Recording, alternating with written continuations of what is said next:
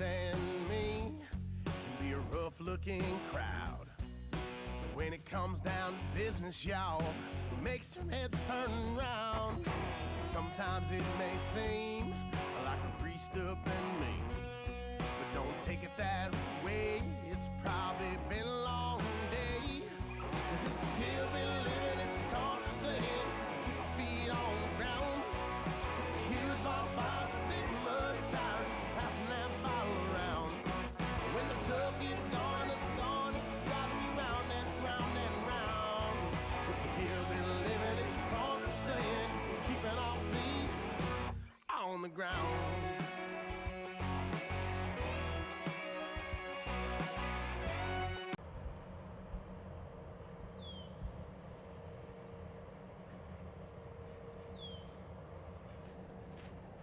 Hey everybody, great day of shooting as you saw.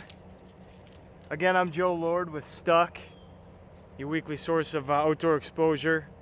Today I want to talk to you guys a little bit further about these Rexpid broadheads. My partner Nate and I did this awesome broadhead test today with several different things involved. We did the jugs of water, we did the plywood, we did the cow shoulder bones, we did a trash can. We compared them here, we compared them there, and after going over everything, it was really very clear, you know, what some broadheads had to bring to the table, what some didn't. But for a mediocre price broadhead, I have to say the Rexpids took the cake today, and I'll tell you why. So, first of all, let me explain a little bit about the Rexpid broadheads. Okay, so this company's been around since 1987. They started actually as a shaft company and got into doing a lot of field tips and different odds and ends for archery companies. Since then, they've created their own full line of broadheads, these that I brought here today, and these are the ones that we tested. And we've been using these things for years, but it's truly an innovative twist on the modern broadhead, and they all are fantastic in the fact that they're durable, they're sharp, most importantly, they're accurate, and they cut stuff, okay? So we'll go through them real quick. So first of all, the ones that look the funkiest that you've probably heard of are the Rexpid Nuri, okay? It has these big wing blades. It's a standard 2-blade, but the idea is that it pinches, gets into where it has to go, and these wheels actually turn over wherever it has to go, through over shoulders, through tendons, leg bones, I mean, you name it, it's gonna hit the mark. Every single inch of this broadhead, every single millimeter of it is a cutting surface. And the great thing about it is when it's pinching and cutting, it's doing it very efficiently, okay?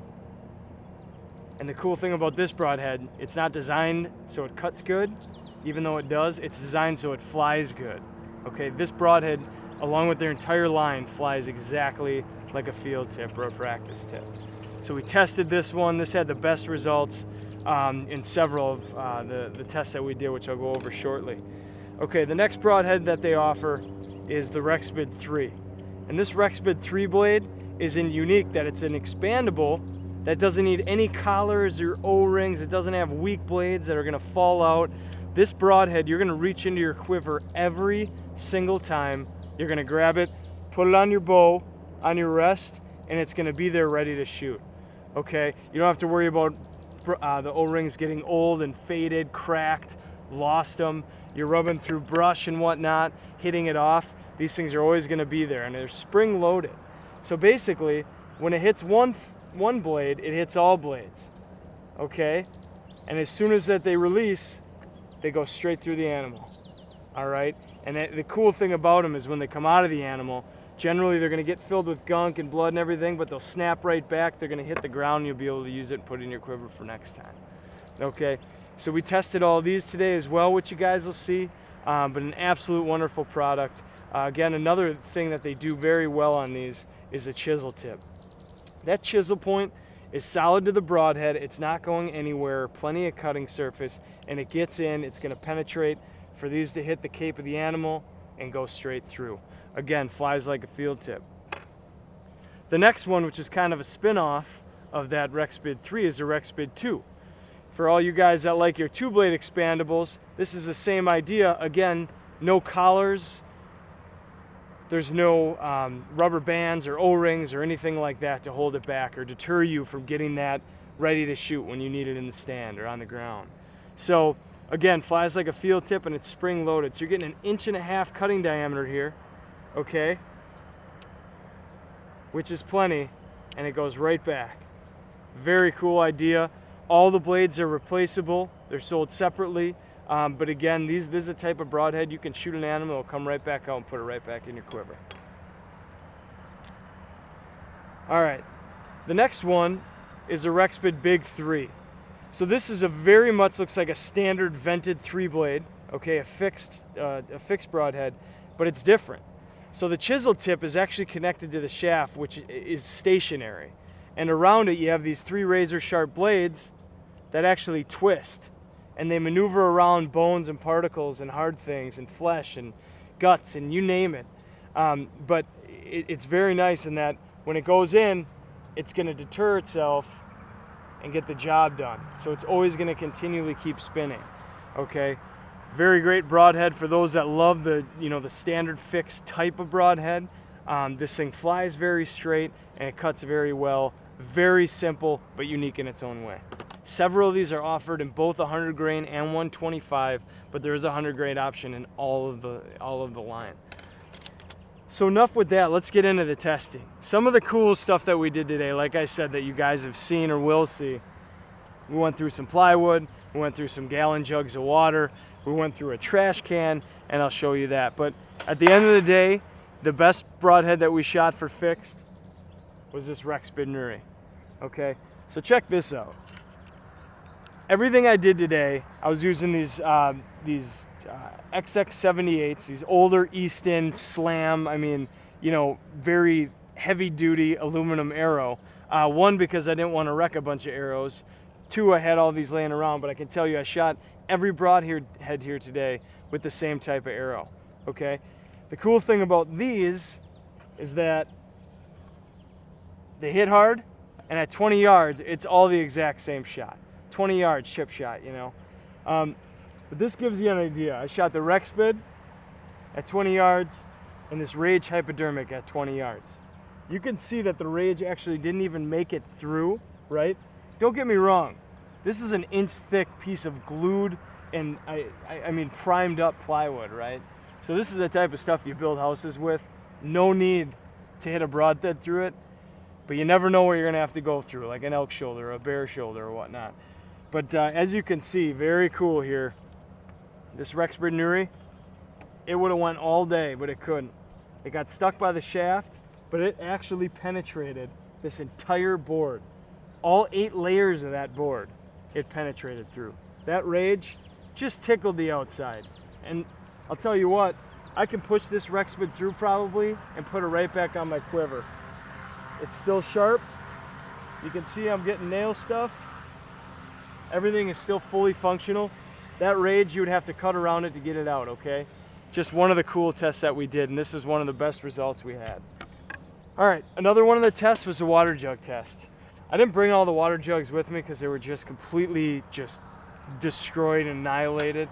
But I can tell you all the broadheads that we shot today tested okay, but you'd be very surprised with the cap on if you're really allowing water to come through that hole or not. That's a good way to judge if it's going to go through the animal or how it's going to seep up. Is it putting a gaping hole? Is it putting just a little tiny hole? How's the water going to come out of there?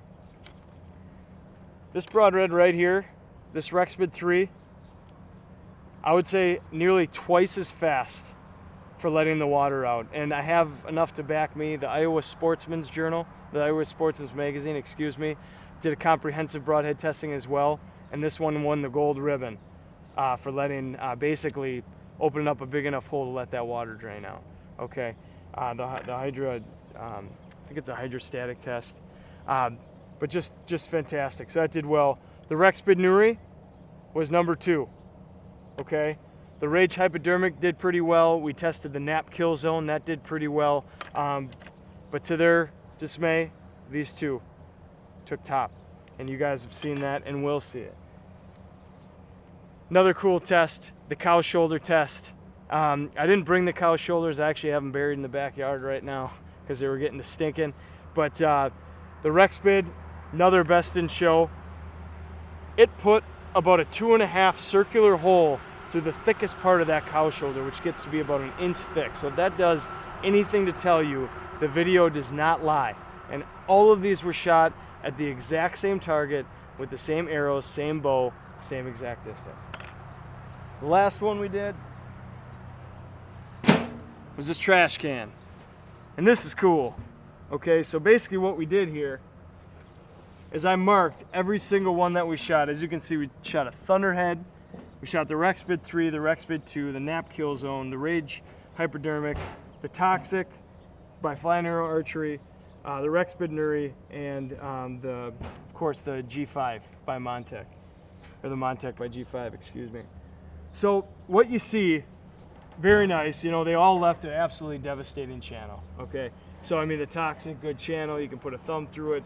The G5, the Nuri, the Rage, you know, a little bit longer where the blades went through. The Nap Kill Zone had a pretty good initial hit zone. Thunderhead, the Rexpid II, and then the Rexpid III, okay?